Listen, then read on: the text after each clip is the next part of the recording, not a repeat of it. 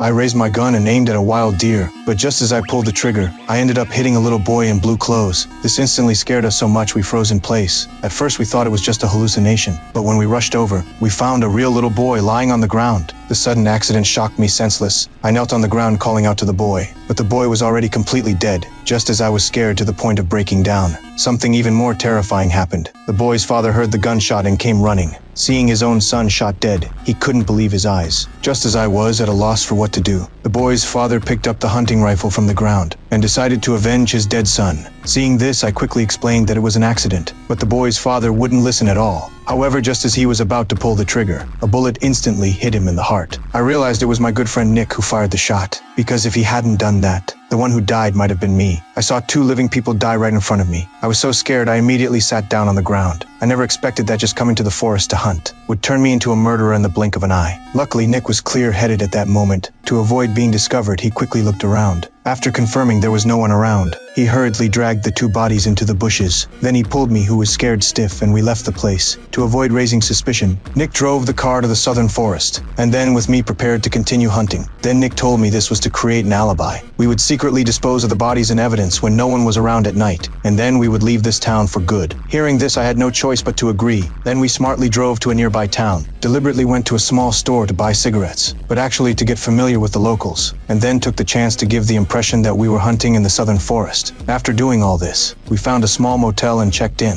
But when we entered the room, we realized something was wrong, because our identity was that of hunters who had been hunting all day. To avoid arousing the townspeople's suspicion, we had to grit our teeth and leave the motel. We waited until night. We drove to the crime scene in the forest. Half an hour later, we put all the evidence in the trunk. Then we immediately drove back to the small motel in town. Just as we were walking back to our room, I noticed a little boy saw us.